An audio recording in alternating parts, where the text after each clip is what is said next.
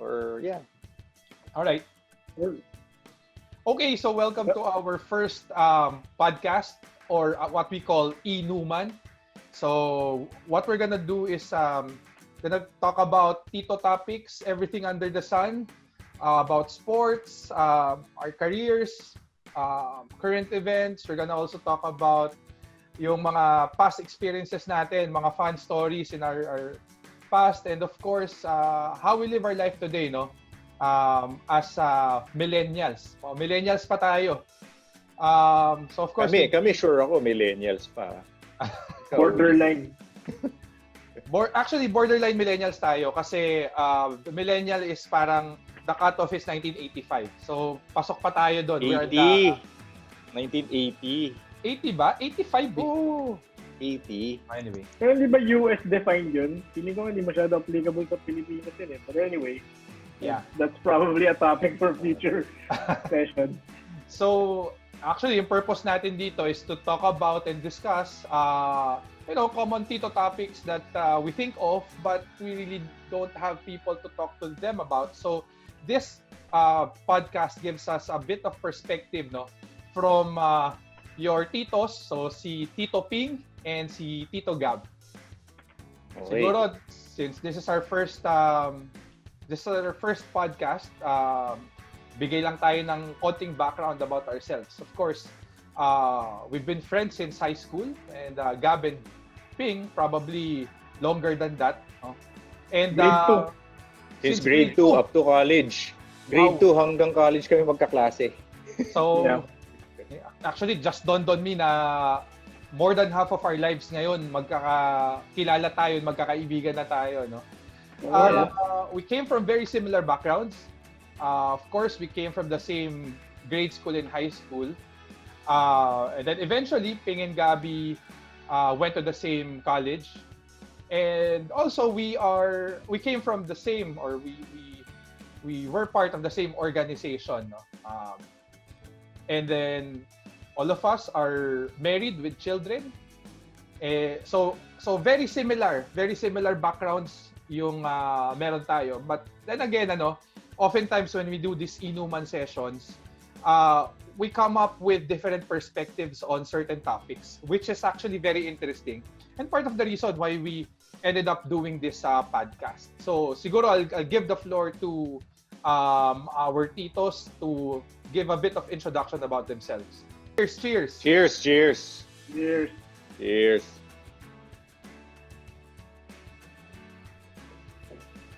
Good. Stop. Right. It's good to jump off what Ezer just said.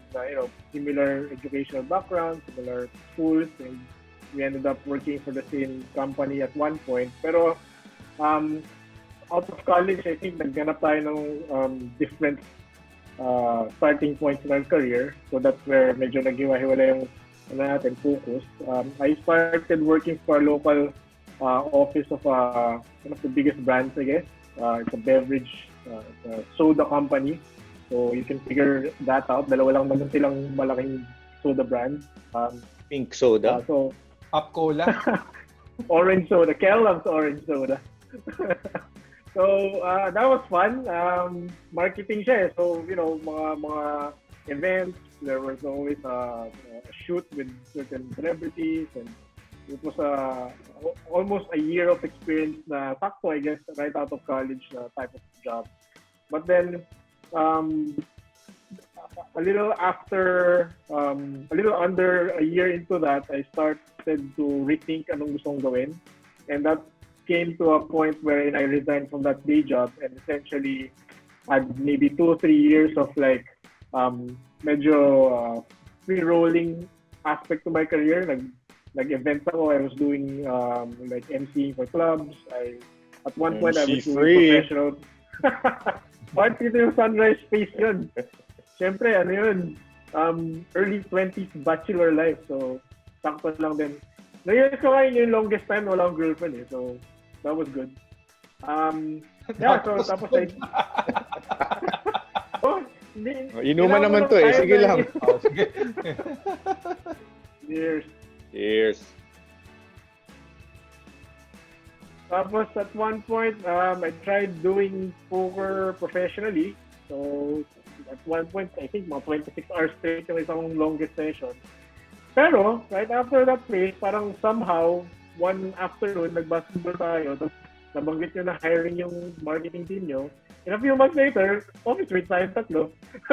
So that's where it sort of started again. But after that, I went on a different industry and different company as well. So ngayon, I'm doing renewable energy, like solar and other kinds of technologies, and more on the investment banking side. So I guess makikita yung trend na baka iba-iba rin yung perspective ko dahil just because medyo madami lang din akong inatupag at any given time. So yeah. Sobrang sobrang parang very diverse and different parts of the spectrum. In one end, you came from a corporate background where there's a lot of structure, and then you jumped out of it and became a freelancer, go with a solo type of guy, and then came back to corporate. So talagang medyo iba-iba talaga yung pinasok mo, Ping, no? MC free. MC3. Yeah, I'm sure mag-aabot tayo dun sa... Ayaw mo nang ubusin lahat ng minutes natin ngayon to get into the details. So, Yeah. muna. Oh, Tito Gab. Alright, ako na. I'm Gab, and I am married, and I am a dad to twin daughters, and one more on the way, a boy on the way.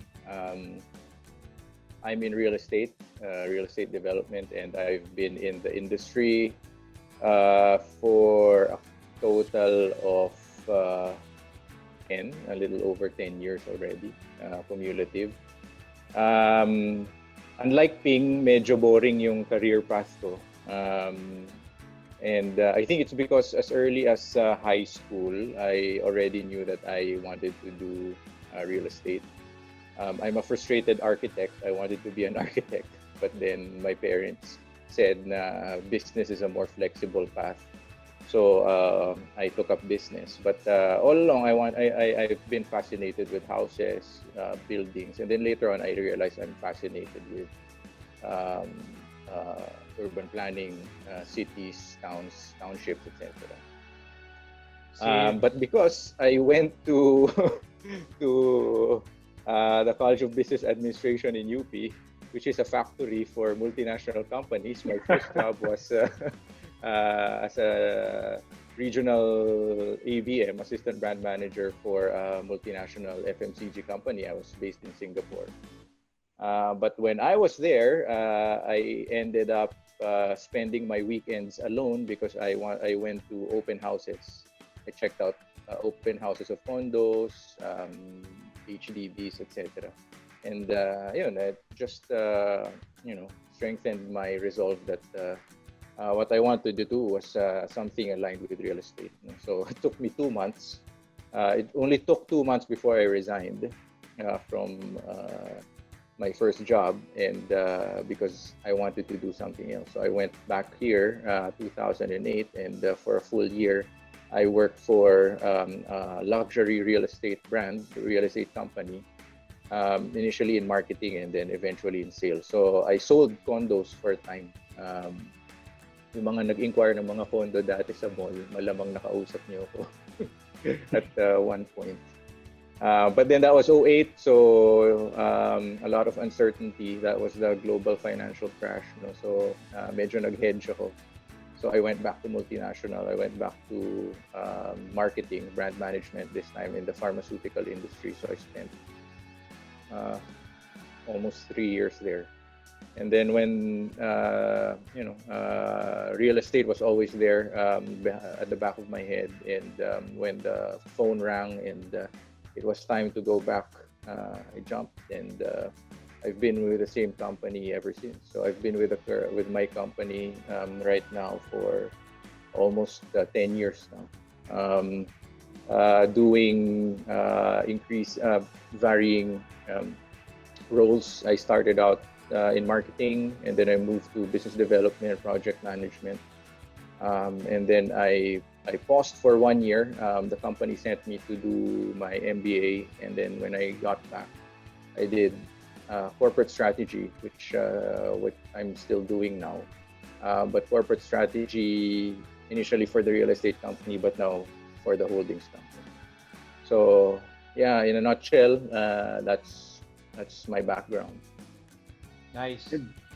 Nice na. Nice. Di ako Sabi ko, nag-MC. Speds, hindi nice. Years. Years. Actually parang ako naman ay parang I'm a breed between your backgrounds, no. So back in college, since ako yung nahiwalay sa barkada natin and I was at the other side, no. So nasa other side of Taft ako. Nasa Taft ka eh. Nasa Taft. Oo. The other side of Taft. So since college, I was already hustling. Gigs here and there. We do events. And then iba-iba. Like we did concerts, we did basketball leagues, stuff like that. Anything that can produce some kind of profit, no, during that time. Then when I graduated, I joined a multinational. And Teka, kinalimutan mo yung rap writing gigs mo. Ano yun? Pag may mga events sa school, si Benito Go comes out. Songwriter yan. Songwriter. So when I got out of college, I joined a multinational. My practice is in HR and specializing in training and organizational development. So I stayed with that multinational for 6 years. And then after that, probably the same basketball game that Ping was referring to, the opportunity to join a real estate company was brought up, and decided to try it out with you guys. So actually been with the same company like Gab for almost 10 years now. So malapit na tayo magkaroon ng TW Steel Watch. Probably in a few months. Ballpen. Service award. Hindi ko alam, may 5,000 pang kasama, pero definitely may watch. Jacket na lang daw ngayon eh. Jacket na lang, wala. Similar to Gab, I've handled various roles in that same company. Started in HR, went into corporate planning, and then for about 5 years, I had different mini roles in various teams. So actually, all of the departments in that same company, I was able to work with them in various projects here and there. So I've been in the same company, similar to Gab's, for almost 10 years as well. It's the same company, by the way. We work for the same company. Grabe, no? Magta-10 years na pala yun, ha? 10 years. Yeah. Parang familiar din sa akin yung 10 years na yun, ha? 10 years? Mga 10 years. Isa joke yung dati, merong nag-break 10 years na sila na buong beach trip namin hinihilitan ng grabe 10 years. I-clarify niya mga 9 and a half daw, mga 9 and a half. Anyway, actually, I think one of the things that really kept us in touch all these years is our love for, common hobbies natin, which probably top of that list is basketball. So, of course, coming from GH, talagang lahat tayo mahilig sa basketball, and I think that's one thing that's common to us. And even after graduating high school, even while we were working, we kept in touch when we saw each other sa mga regular basketball games natin. So it's very timely, of course, because ngayon nagkakasimula lang ng NBA playoffs. And Playoffs na ba? Playoffs na, sir. So hindi fake yun, ha? So wakas, playoffs na. This is the second day of the playoffs. So tapos na lahat ng mga game 1 ng luto yung game 1 nung binabantayan ko eh. Niluto eh. Lahat ng game 1, no? Lahat ng game 1 tapos na. Oo. Yeah. So anyway, since it's one of our common, pastimes, I wanted to get your thoughts about this playoffs, and ano ba yung mga ine-expect nyo na mangyayari, or at least ano ba yung nakita nyong magiging trend, because I think this is the first time that the playoffs is being done in a bubble. Walang fans. Which is part of the part of the energy of the game, but ngayon wala. So wanted to get your thoughts about the current playoffs. Well, it's as you mentioned, it's a very different setup. No? Aside from the fans, I think the NBA kind of tried to manufacture in a way, with the sounds, yung cheers and jeers, and then yung pictures of people watching. I think ang isang malaking bagay na mawawala in the current setup is the home and away format. So home court advantage is practically gone. So before... Laging sa Orlando yung home court advantage. Oo nga laging nanalo Kaya natalo Milwaukee So malaking bagay yun kasi alam naman natin during the regular season pukpukan for seeding, di ba? So the top 4 would have home court advantage and then the top team in the NBA would have home court advantage. Although ngayon wala na. No, basta pumasok ka ng playoffs, wala na. Wala nang home court advantage. So that's one dynamic na iba. And then second, I think malaking bagay for the players would be they'll be away from their families. Medyo may factor na homesickness, I think, especially for players who draw strength from their families. Kasi naka-lockdown sila. I think the families are not included. No? So parang ilang linggo nilang di makikita yung mga asawa at anak nila. Yung mga single, ilang linggo silang single. So si Mariam Palad lang. Mariam Palad ang kanil nila. Oo. Si Dwight Howard, enjoy si Dwight dyan. Drop soap dyan. So, si Dwight Howard daw madalas magyaya ng shower party. Yun, yung dalawang bagay. Baka kaya rin mas okay yung laro in general Parang mas crisp yung Kita nyo ba kanina, sobrang agit ni Dwight, nasira yung ring? Ganun siyang kaganado. Bumalik ko! Oo. Nag-enjoy. Lumambito, ang gigil Naging parang medyo mas crisp yung laro Siyempre yung iba, what do you mean mas crisp? Like, feeling ko, merong 2 types ng players din sa NBA. Yung iba yung todong career na seryoso na laro ang focus, di ba? Pero meron mga notorious types na pag kunyari away, hanapin nila yung best night spot dun sa city na yun. Magkakaroon sila ng mga gimmicks sa with the boys. Siyempre, rin yun, factor yun. Parang, ewan ko sino yung nabasa ko before, I think si Baron Davis daw yun, na parang pag naglalaro sobrang amoy alcohol. As in, may mga games na talagang literally kakagaling niya lang sa gimmick. Sobrang lakas niya pa rin, diba? So, larga na. I think meron din ganun. Ganyan nangyari kay J.R. Smith. 2 years ago. 2 years ago. Which is incidentally magkasama sila ngayon ulit ni LeBron for this playoffs run anything na you're looking forward to see in this playoffs, Ping? I think wala kasi yung team dito, di ba? So New York Knicks fan ako pero although si Melo pasok. Melo ka, di ba? Hindi ako Melo fan Knicks fan ako pero feeling ko si Melo may chip on his shoulder ganun ang laro niya kasi. Gusto kong makita na mag-champion si Harden for some reason. And this is his best chance. Dahil finally may teammate siya na although injured siya.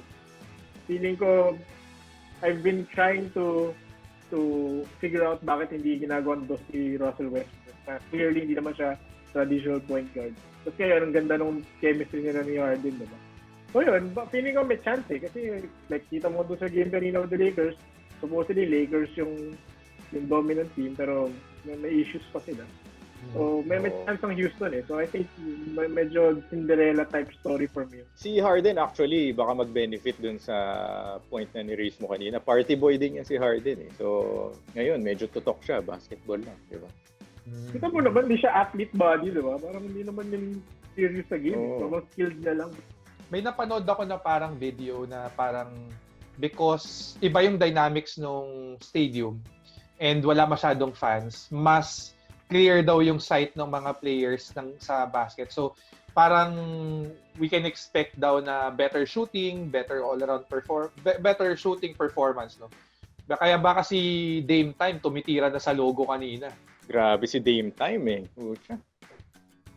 So, ako even before the playoff started, parang flinag na natin yan. May chat group po kami. So, with our mga high school friends na Portland is a dark horse kasi sobrang lakas ng lineup eh. Tapos tama-tama nabuo during playoffs. Sobrang nakinabang sila dun sa sa break due to the pandemic. So, si Nurkic nakabalik, yung mga medyo may iniinda, nakapagpahinga. So, buong-buo ngayon, no? So, medyo scary yung Portland. Well, tinalo nila yung Lakers kanina. Although sinasabi game 1 pa lang yun. Pero feeling ko legit contender, title contender yung Portland with how they're built. Kompleto eh. Stacked yung guardia eh. Stacked yung guards, stacked yung bigs. Kompleto. Oo. Yung wing lang medyo sabit, no? Yung Carmelo. Yung last time natin nag-2K, talo ka, gamit ko Portland eh.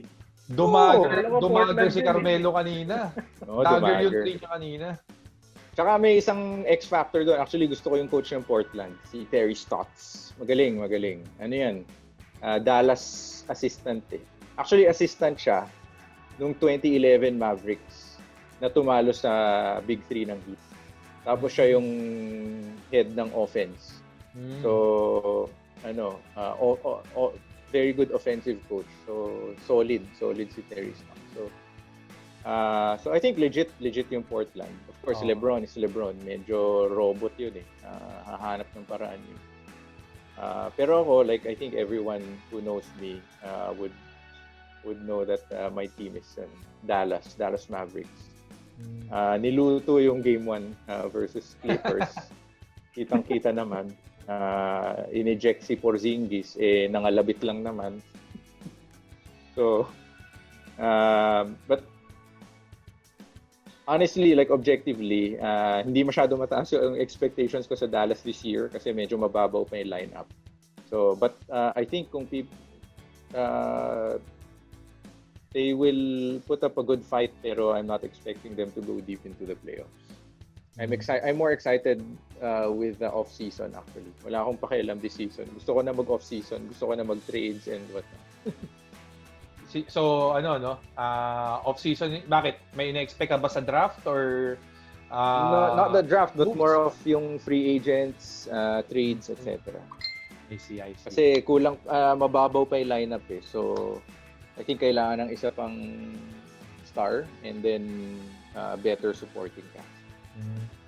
So Siping wants Houston to go deep and Harden to get his first championship, and then si Gabi naman of course mentioned Portland to be a dark horse. Sabi ko lang contender pero contender, gusto ko mag-champion, syempre Dallas pa rin. Oo. Syempre Dallas boy ka eh. George Morrison pa no? George Morrison pa. Hindi naman naglaro sa Dallas si Morrison eh. Si Bradley Si Sean Bradley pala, si Sean Bradley. Sakto, Space Jam's coming up. Of course, kasama dun si Bradley, no? Bradley Beal. Oo, kasama nga ata si Bradley Beal, di ba? Talaga. Oo, kasama yata. Parang nagpapakita sila ng 5-on-5 eh. Abangan natin. I think you mentioned two good teams na part of it. Ako naman, ina-expect, although natalo kanina, si Milwaukee to dominate the East, of course, no? Though very surprising. Parang tingin ko na mafia yun eh. Kasi luto yun. Paanong matatalo si luto eh. Milwaukee na walang Aaron Gordon and na-injure ulit si Jonathan Isaac, no? So home court advantage eh. Yun lang ang only explanation doon na home court advantage sila. Baka pinasakay muna nila si Giannis sa roller coaster before naglaro. But ako sa East, parang of course Bucks parang na natin yan, medyo inaasahan natin. Tapos yung supposedly Boston or Philadelphia. Pero Philadelphia nawala si Ben Simmons, so medyo Embiid is I think injured din eh. What? Talaga? Oh, I think injured din si Embiid eh. Ayan. So write-off na yan. So Boston, I think logical. Pero ako sa East ang gusto ko Miami. Again, Jimmy Buckets. Jimmy Buckets. I don't think on paper will go deep or would be a title contender. Pero just plain and simple because of the culture, the team culture, and yung gutom and drive, medyo maraming papahirapan yung Miami. Tsaka swerte rin nila, Indiana yung first match nila. Parang walang Sabonis. Wala si Domantas, di ba? Oo, walang star eh. Pero similar yung ano nila. Pero TJ Warren, for some reason, may groove eh. Nagmamamaw eh. Shutdown lang na ni Jimmy Butler. Connect ni Buckets eh. Alpha dog. Yung trabaho niya yun eh. Alpha dog. Knockdown defender. Although, career-defining moment. Yung during the regular season, I found watching pinaka pinanonood kong team for some reason is laging Indiana. I don't know if because of fantasy basketball invested ako kay Domantas, but Indiana yung pinakamadalas ko napapanood and I really enjoy the system. Kasi pag nakita mo si Domantas, hindi siya athletic at all and maganda lang talaga yung flow ng bola sa kanila. So sayang na-injured si Domantas. Actually, yan yung mga gusto kong mapunta sa Dallas. Mga Tito, all white Domantas, team na hinahanap mo eh. Dahil hindi egoist. Vucevic, Jokic, Holy Grail, di ba? Kung makapagdala si Jokic. Oo. Saka si Bogdan. Si Bogdan. Yung mga si Goga Bidatse. Sobrang lakas awitan. For a rookie. Si Goga. Goga yun eh. Goga ka pala eh. Also, we talked about probably the teams that are going to do well, no? Tingin nyo naman, like in terms of individual performance, sino yung magiging big revelation pagdating sa playoffs ngayon? Revelation? Si Dwight Howard. Nakasira na ng ring eh. Iba nire-reveal nun eh. Ito yung gigil eh. Kagat labi eh. Kagat labi eh. Pag humampas mo sa puwet ng kakampi, may kurot eh. Oo. Parang may ubo. Pag post up, may ubo eh. Pero walang tunog. Walang tunog. Parang Resorts World Manila yung yung tunog eh. Pabulong. Yung favorite player ng kaibigan natin yun. Oo. One of these days, mag-guest natin dito yun.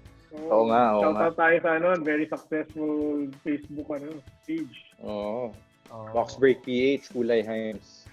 Mga interested dyan, NBA cards, but don't have the budget to buy the entire box. Okay na rin na, okay na rin na alternative yun. Revelation. Siyempre, wala na dyan yung mga Lebron tsaka mga Dame Dollar, diba? Kasi expect mo na step up. Oo nga eh. Playoff time eh. Superstar time yun eh. Even yung Luka Doncic game 1 mo gabi. I mean, in-expect mo na nagagawa siya.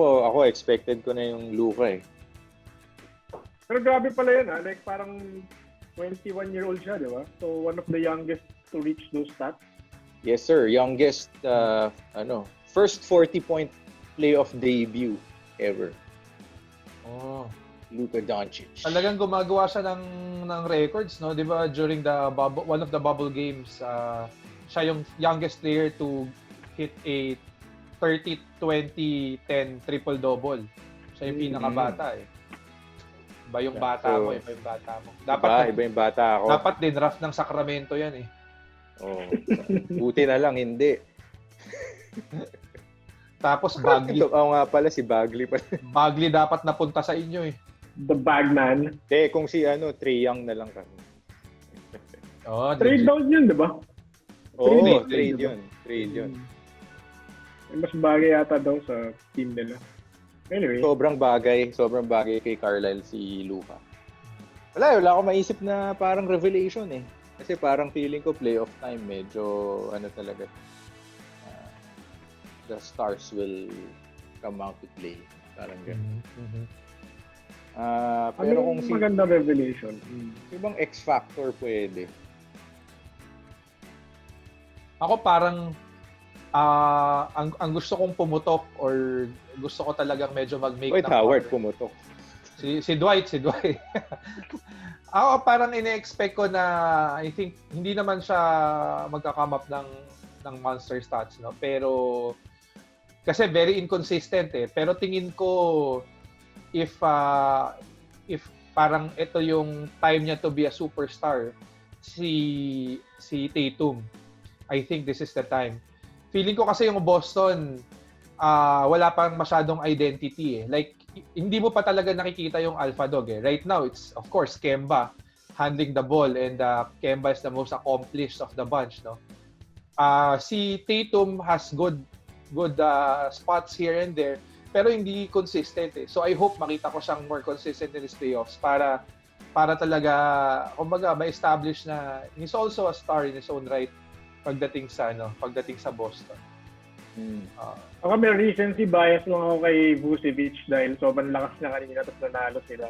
Oh. Pero ang weird din kasi ni Vucevic past 5 seasons, mag-i-in and out siya sa top 20 and top 2 rounds ng fantasy draft, di ba? Like may season, mag-finish siya top 8, top 12 sa overall stats. So madadraft siya sobrang taas the next season. Tapos hindi naman siya magpa-perform. Tapos the next season, number 1 center na naman yung level niya. So hopefully, I mean, baka ito yung chance na i-cement yung yung position niya sa league. Yeah. Comedian yun, di ba? Si Vucevic. Sino ka ba kung anong comedian? May comedian. Yung gumawa nung... Yung sa New Girl? Yung video yun. Nandun, yung sa Tag. Nasa Netflix ngayon yun eh. Yung Tag. Limutan ko pangalan niya. Anyway. Oy, cheers tayo dyan. Cheers. Ikaw, Gab, ano ka bang ine-expect na pumutok o maputokan ngayong playoffs? Wala masyado eh kasi nga playoffs it's when the superstars come out to play. Pero siguro kung meron akong gusto makitang uminit, yung shooters ng Miami, Duncan Robinson tsaka Tyler Hero. Parang medyo biased ako sa shooters kasi laro mo yun gusto kong laro eh. So gusto ko sila makitang magwala as in mala Klay Thompson level. Ganun. Actually, may glimpses of that eh. Before we move on, fearless forecast, tingin nyo, I think kanina sinabi nyo sino yung gusto nyo mag-do well, no? Pero tingin nyo sinong magcha-champion for this year? Clippers. Ikaw, Gab.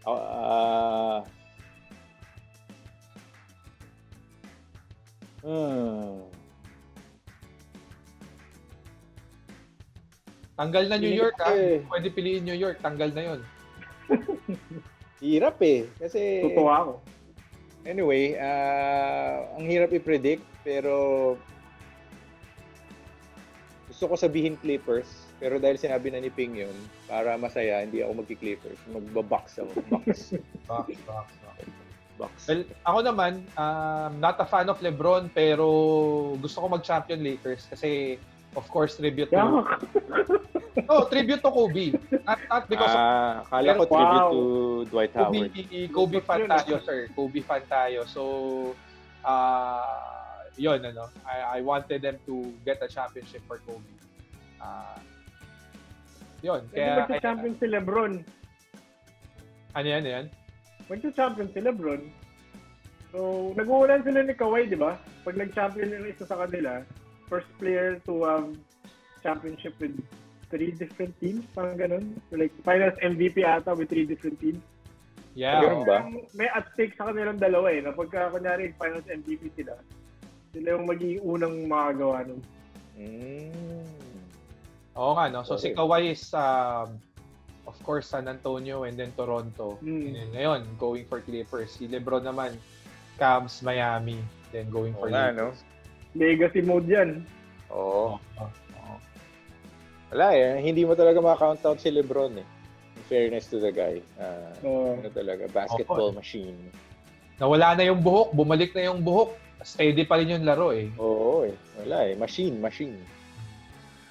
Saka I think yung hindi na babanggit kay LeBron is yung IQ in terms of... savant talaga. As in, yung genius. Doon lang gagaling yung effectivity niya Meron siyang interview dati, di ba? Na parang tinanong siya ng reporter ano nangyari for like the past 4 minutes of the half. Tapos play-by-play, kinuwento niya exactly ano nangyari sa court without any shit, right? So parang, whoa! And apparently, parang meron nung nabasa recently na, di ba meron sila mga metrics ng speed and like average moving speed ng mga players kasi may cameras na yung buong court Parang slowest player on average si LeBron. Ang sabi kasi, player in the league. parang may isang article na nagsabi, there are only 2 players in the NBA that see 2 seconds ahead of everyone else. So, si LeBron yun, tsaka si Luka Doncic. So, they see 2 seconds ahead of all the plays.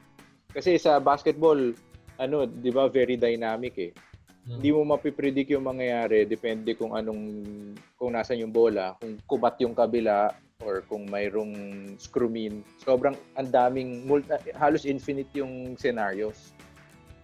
Si LeBron tsaka si Luka, sila yung may capability to see 2 seconds ahead of everyone kung ano mangyayari. Ang kaibahan, si LeBron, may athleticism. Si LeBron, egoy. Oo, mas athletic siya than Luka. Pero IQ-wise, parang sila yung sobrang taas. And CP3, I guess. Pero si CP3, iba yung intelligence niya More of how to direct a team. Pero on how to see the game, parang LeBron and Luka. Oo. Mind games yun. Oo. Well, we'll find out, no, as the games progress. And I think you brought up several good players na will make a mark in this playoffs.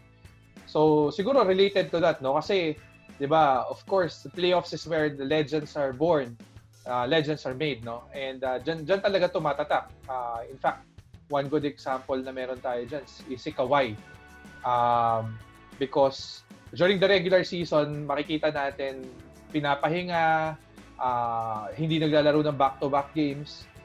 Still back last year nung sa Toronto, hindi naglalaro ng back-to-back games yan. Pero pagdating ng playoffs, turn on Kawhi mode and he really controls the game, no? So, yun yung, kumbaga, I think that's the analogy to my next... Sige na nga, Clippers na rin ako, Clippers. Unanimous. Pero siguro, jump off yun to my next question kasi nga, it's where legends are made, no? And it's when the stars really turn on their game. So, siguro, ang tanong ko is, in terms naman ng mga career natin, when do you think is the right time to make the move or a move, no? Especially right now during pandemic, we see reports that a lot of people are really not doing well with their jobs. In fact, just yesterday, 27 million adults don't have jobs, so 45% unemployment. So this is probably a bad time for people to parang shift careers or make changes, no? But for some, it's inevitable because many lost their jobs. No? But I guess in the context naman of making moves in your career, when do you think is the right time to make a move in your career? Good question. Well, ako yung medyo pinakamadaming moves sa ating tatlo in terms of like... Nakailang ka na ba? Nakailang ka na ba? Dami na Like, so, FMC, well, beverage, sa poker ako, and all that 2-3 year period. Real estate, financial services, startup energy company, blue chip energy company. Ngayon, 7 na. 7 like big decisions, right? Pero syempre, madaming maliliit na mini decisions in between. Yeah, of course. So, Siguro, the key question that always gets me there is yung risk-reward question. Kasi any move naman is a risk-reward opportunity, right? So, kung kaya mo lang i-take yung potential risk, i-assess mo na if the reward is aligned to yung goal mo or like what you're building toward. So, hindi ko masasabi for everyone na, like say, may ibang tao naghihintay ng sign or like merong parang mga milestone pa na parang yung iba pinagdadasal to like, pag nangyari to, yun yung sign ko, right? Iba naman more tumingin ka, akin ka, mga ganun. Yun. I think parang ganun ginawa ng kuya ko sa asawa niya, by the way. So medyo may true story mo ganyan. So, yeah, may mga ganung science-driven people. May iba naman very directive, diba? Na talaga medyo methodical lang silang buhay sa decision. So, pero for me, I think what maybe a good way to do it is, complete honesty, yung risk-reward situation mo. And what helped me lang is, very clear sa akin, yung gusto ko in those spots. Whether it was better pay, or whether it was dahil ayaw ko yung boss ko noon, or like, diba? Kailangan lang Sino yan? honest ka. Pangalanan mo. Sabihin mo dito, tayo-tayo lang naman eh. Oo. Yes, Hindi naman namin tatag E ata yung first letter. Pero hindi naman kita naging boss eh. So, hindi ikaw. Well, siguro Ping, no. Let me probe further do sa sinabi mo. Kasi at one point magkakatrabaho tayong tatlo. And I think, all of us were we're starting off our careers, no? And we were headed toward different paths in the same company. And during that time, meron ka ng anak nun, you were already married during that time, and meron ka ng anak nun. But still you decided to pursue other opportunities, leave what's comfortable in terms of what's familiar to you, magkakasama tayo, company is doing well, but still you decided to leave, no? So, what made you leave that back then? It came down to that. The near-term reward was worth the long-term risk. And typically, if I were to choose, meron parang diminishing returns in my mind. Yung near-term financial gain, it's always good to build long-term potential success, right?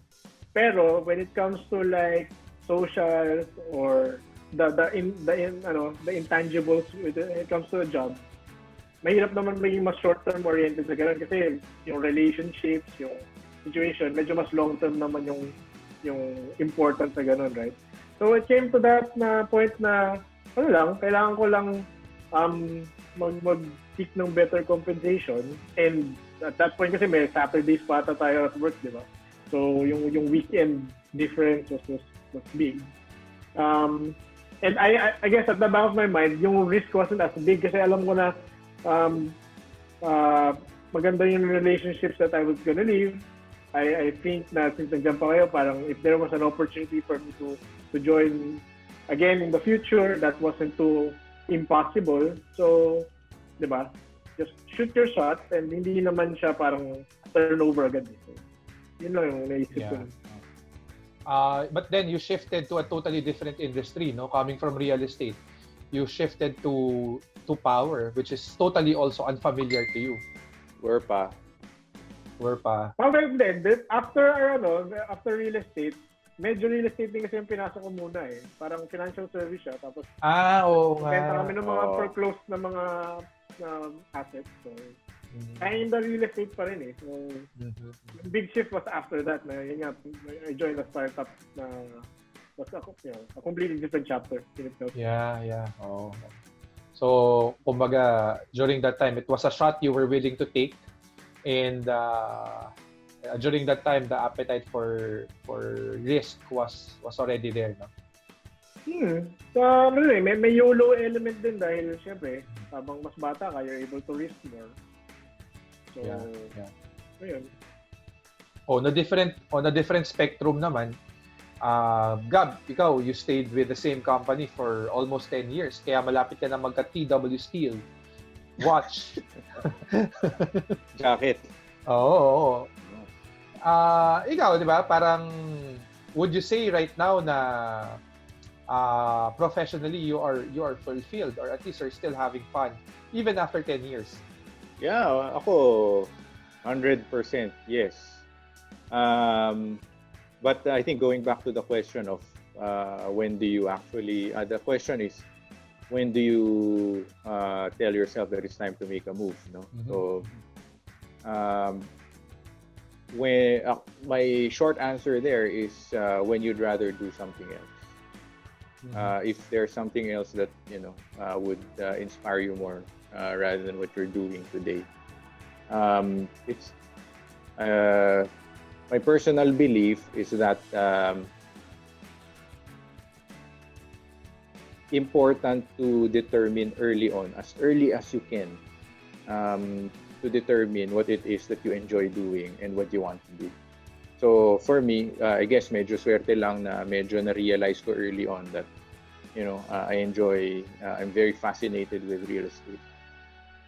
And na-reaffirm lang yun when I was in Singapore doing brand management, that I'd rather spend time in showrooms, show flats, and learning about real estate in my spare time.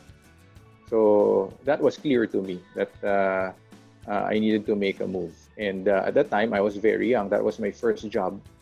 I was fresh out of college, so I think I was 21 years old. Imagine 21 years old in Singapore. Of course, if you convert in peso, I was earning very big, 6 digits.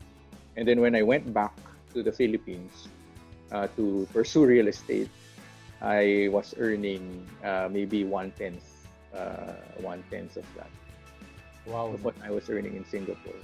So my dad, yung dad ko sinasabi, baliw ako for doing that.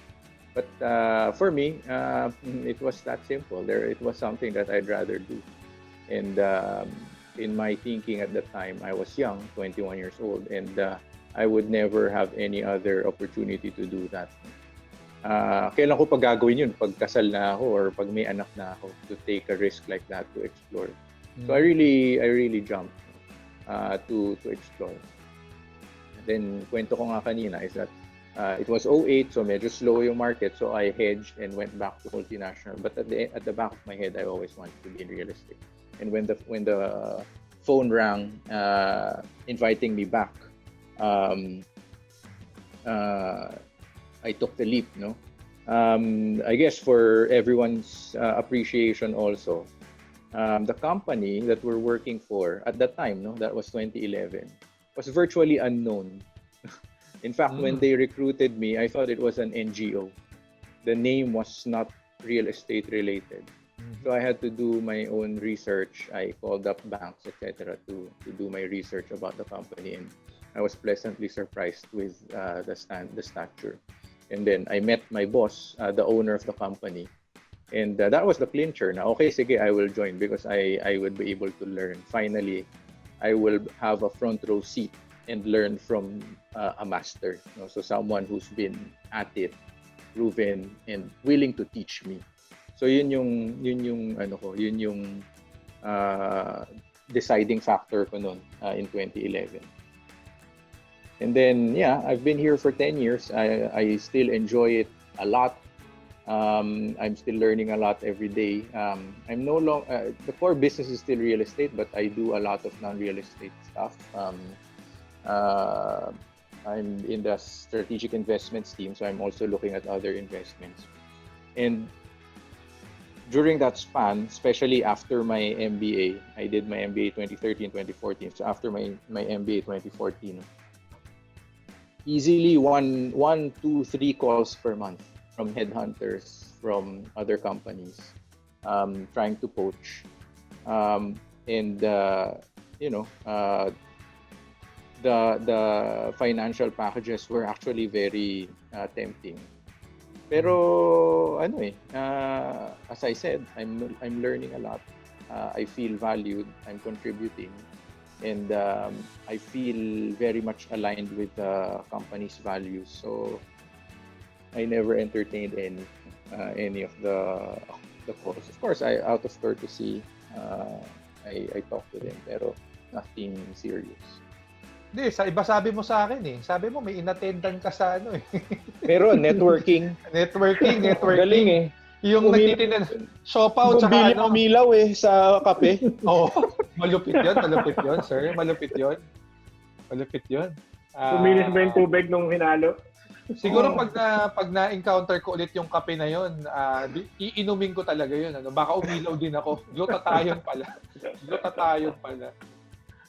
Siguro just a follow-up question, Gab. Kasi nga, on Ping's end, no, it was very interesting contrast. Kasi si Ping decided to go because he felt the need for a better compensation.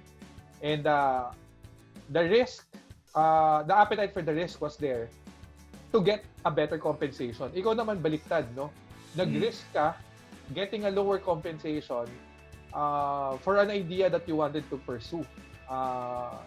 So you think looking back it was worth it, and parang if so, parang meron ka bang pinanghihinayangan or sa experience mo? Looking back, I would have done the same thing. Wala akong pinanghihinayangan. Because it was a matter of timing eh. I felt that if I got stuck there, and I always knew I wanted to get married at 25. So I was 21. So I had 4 years to explore. Sabi ko, if I get stuck here by the time I get married, I'm here. And multinational na ako forever. Tapos bahala na ako saan ako mapadpad. So I needed to do the explorations early on. So yeah, that was my only time to do such a stupid move. Pero I think nagbunga naman. Pero siguro going back to my original question, kasi right now you've been there for 10 years. When are you planning to make a move?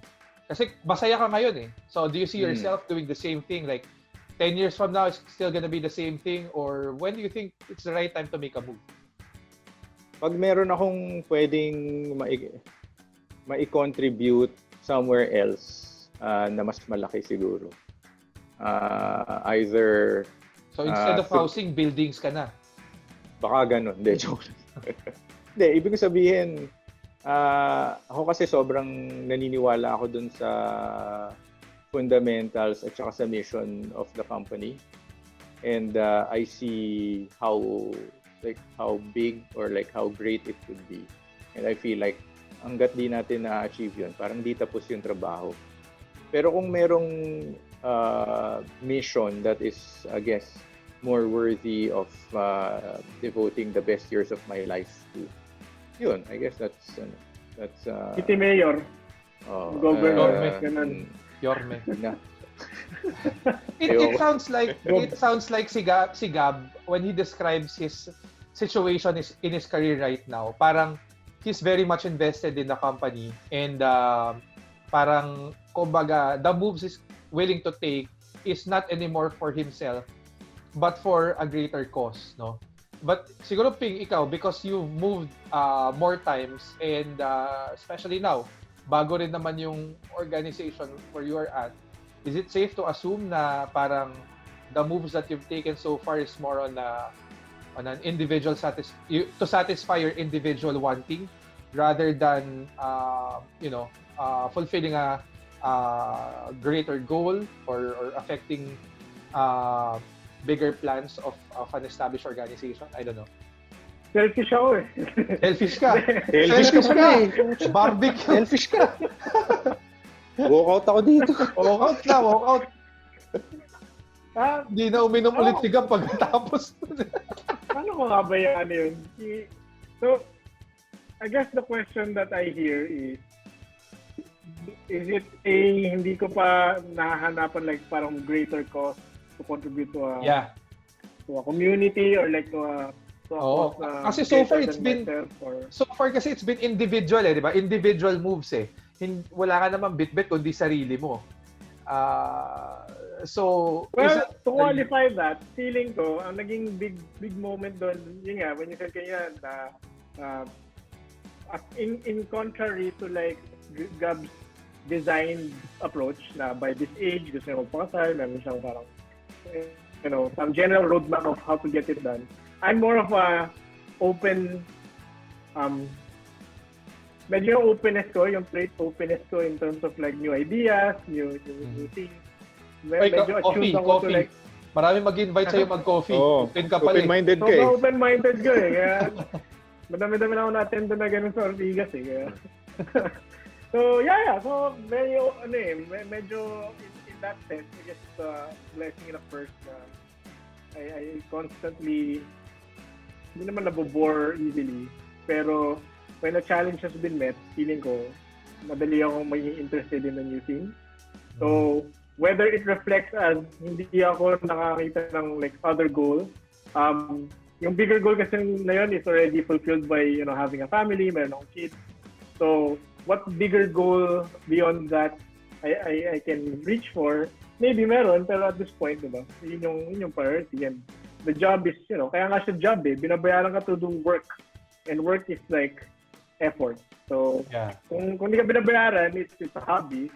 If binabayaran ka and gusto mo siya, then maybe you're well paid, right? But a job is essentially you're being paid for something that you may not be doing at all if you weren't paid for it. So, pero I guess to go back to that question, siguro swerte lang din ako na yung opportunistic tendencies ko led me to productive situations that hindi rin naman masyado individualistic. Yeah, of course, I do it for the improved pay, pero like, ang nakaka-motivate din naman sa akin is like, for example, it's solar, it's renewable, may broader sense of environmental responsibility. Actually, noble yung cause ng industry mo ngayon eh. Sustainability, di ba? Global sustainability. Actually, worthwhile cause. Yeah. I think medyo practice lang din tong pandemic eh. Honestly, believe na parang, medyo shit show yung pandemic. But, can you imagine, kunyari, in 10 years time, totoo pala yung climate projections and like, it's not gonna be a pretty picture. So, yun yung parang, I guess in terms of like, Maslow's hierarchy, right? Meron kang different triggers to different motivations. Swerte tayo na on the fundamental level, physiologically, you're well taken care of. But iba yung please dun sa social aspect and then, eventually self-actualization. So, I just know na I'd rather be interesting than like successful. Swerte lang na medyo naging successful just because I keep finding myself in interesting spots. So, yun yung thesis ko in life. Actually, you also brought up a good point, no, Ping, na parang maswerte tayo that we have careers even during pandemic. But tulad na sinabi ko kanina, others are not as lucky. Parang if like ikaw yung nandun sa spot, because so far the moves that you've taken are more on parang exposing opportunities that betters yourself, no, and betters your personal goals. So like if ikaw yung tao na medyo nasa limbo yung career, or even tao na nawala ng career at this point, no, what do you think will be the moves that you'll be taking? Well, it starts with like complete honesty with yourself, right? An assessment of what are you good at, ano yung market out there for whatever it is that you're good at, and then that starts your conversation of complete honesty with yourself, right?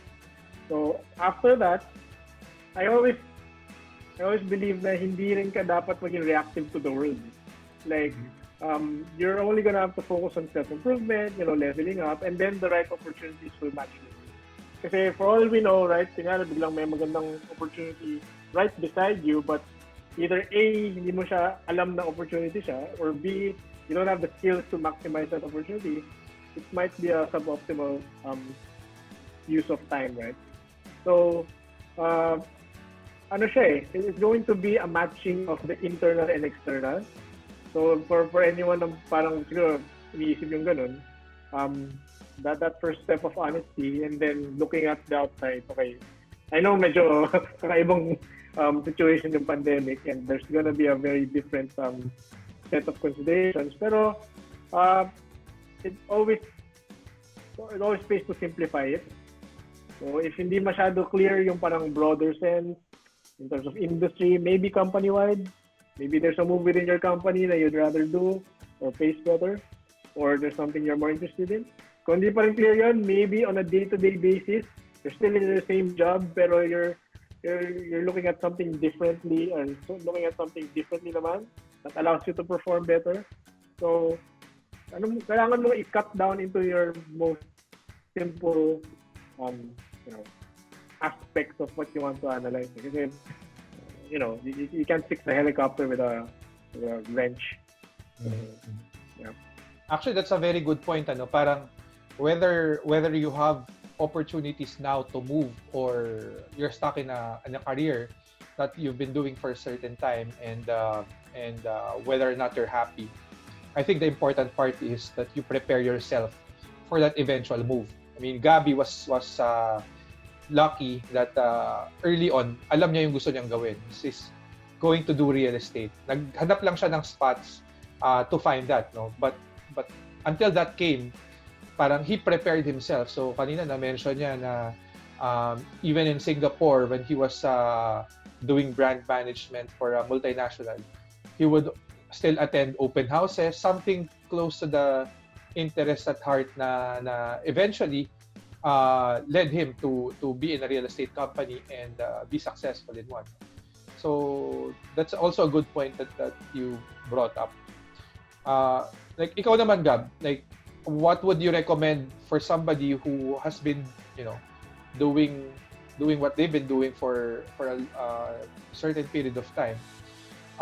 When do you think dapat silang gumalaw, or not necessarily galaw, but how can they improve their situation? Like maybe some people are also blinded because they've been enjoying it for so much, para only to find out na parang, oh, tumanda na pala ako dito, and there's no other dynamics into what I'm doing aside from this. No? So anong ma-recommend mo sa mga kaibigan natin dyan? I guess in the context of being employed, no? Kasi ibang-iba kasi kung if you're gonna take the entrepreneurial path versus you want to stay employed. If you want to stay employed, the cliches are, as long as you're learning, as long as you're being challenged, etc. Okay, sige, those are well and good. I think even if you are happy with what you're doing, and even if you're with a good company, I think you owe it to yourself.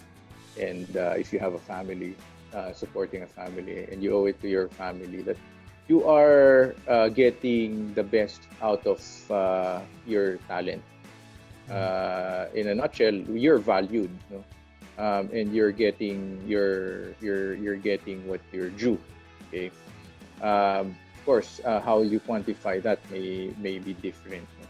Pero isa yun sa mga, I think, skills, important life skills that employees, especially those who are in the employment sector, yung mga working for others or working for companies. Isa yun sa mga life skills that I think need to be developed.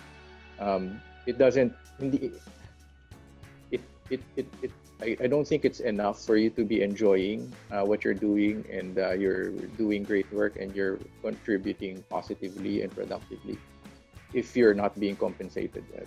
If you're not compensated well, meaning for the output that you're doing for the company, someone else is willing to pay you more, not just financially, but total package, benefits, work-life balance, etc. You can get a better deal. Then by all means, you have to explore, because that's the only way you understand your worth.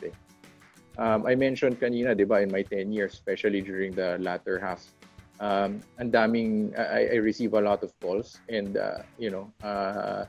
I entertain them. Actually, when I entertain them, that's when doon na solidify yung realization ko that I like what I'm doing, I'm valued, etc. Again, it's more than the pay. Of course, that's a big part. The pay is a big part, but how aligned you are with the values of the company, how the company is valuing you more than the financial aspect of it. Meaning, are you part of the company's future? Do they listen to you, etc. And then, how is the company enabling you to live your life? You know, allow you to do what you want to do, and at the same time, your personal life. That's the thing. That's one thing that I really love with my current company because klarong-klaro sa kumpanya. Siguro sa haba family first eh. Siguro sa haba ng plugging mo sa current company natin, baka dapat gawin na nating major sponsor 'yan. Baka naman. Baka naman. Good luck. Di tayo nagsusponsor. Naman, mga ano dyan. Maski parang yun. Very good point yan Maski pa copper mask lang kayo. If I may pick that jacket. Personal life aspect, I think parang yung NBA analogy mo kanina, diba? May ibang players, maybe championship yung habol. May iba just want, the big pay that comes with a NBA player status. May iba, maybe they're just happy to be there and like nakaraos sila sa draft. So, I guess depende kung ano yung goals mo eh. Pwede ka maging Kobe Bryant na sobrang obsessed with like being the best. Pwede ka maging Harden na tingnan mo yung katawan niya, hindi naman ilalagaan, pero he's just apparently just very good with the basketball. Diba? Or pwede kang maging LeBron na magaling siyang basketball player, pero dami niyang facets as an individual. Dami niyang shit going on around. So, honesty again, this is a really what works for you. Tsaka just to clarify, hindi perfecto yung kumpanya. Like the company we're working for, it's far from perfect. It has a lot of flaws. It's not that, net, it works for me. It works for it's aligned with what I think is what I think is right, what I think is good for me and my family. Yeah. I think if I may answer my own question, ano yung realization? Sasagutin mo rin pala. Parang, I actually realized, while having this discussion, na it's also important to talk to people who are in the right mind frame. I mean, if you stick with people who are still consumed with, high school stuff or stuff na you just complain about, because I was in that kind of relationships before na hindi naman naghang. I was saying you need to associate yourselves with people aligned to your future and have good mindsets. Kasi if you stick with people who are stuck with having a negative frame of mind or not having a life outside of it and outside of your career, and every single facet of the career is being magnified simply because you don't have a life outside of the office. Parang that's not a healthy proposition. So parang if you align yourselves with people who have good perspectives in life, not just positive, but even those who have good thought process, then you can gain a thing or two, and this can be applied to either your career or personal life na will make it better. I think that the common things that I hear for people not improving their lives is kasi wala kaming pera, kasi we started from the bottom, and hindi kami educated. We didn't have the same opportunities that other people have. Maswerte sila kasi ganito, but you can make your own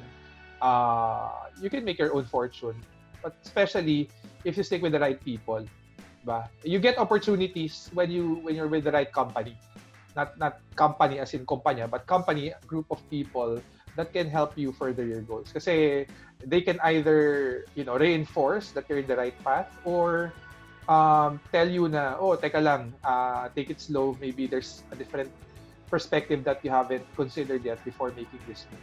So, definitely Saka this the one. first, Yeah, go sorry ahead. to cut you there, pero the first company you keep is yourself, right?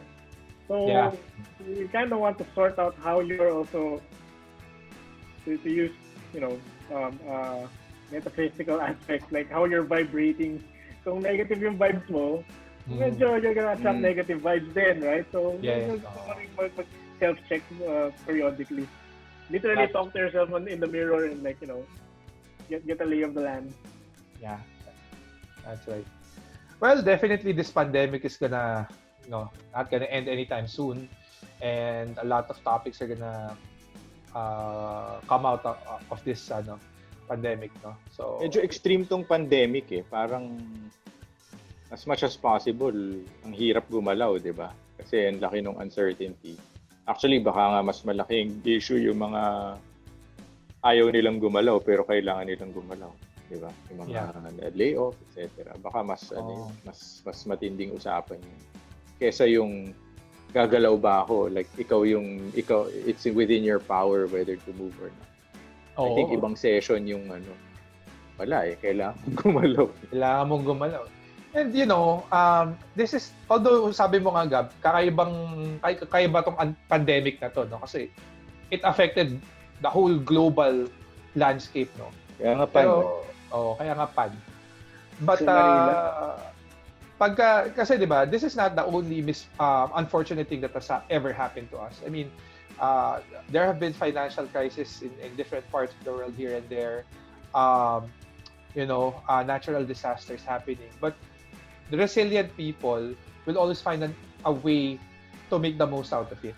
So if you just watch people move and wait for the right opportunity to come, parang maybe when the time comes na gagalaw ka, you're already too late.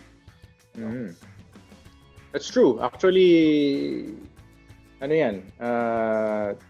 don't think anyone should be complacent ever. So parang for me, even if my wife would probably say that I'm very level-headed and chill, deep inside I'm very paranoid. So parang I always think of the worst case scenario na parang pag ganito nangyari, ano gagawin ko? So parang I usually think of the worst case. And I think that's a healthy habit to develop. Sa simula, medyo mas stress ka. So especially, I think I started that habit as early as very young. I think maybe early teens. Sobrang stressful pero masasanay ka eh. Actually doon ka titibay eh na parang pag nangyari to, anong gagawin ko? So parang medyo somehow napaghahandaan mo. So ano yun, I think it's a healthy habit to actually always think of the worst case, and it will allow you to prepare, and if that thing happens, medyo kalmado ka rin gumalaw.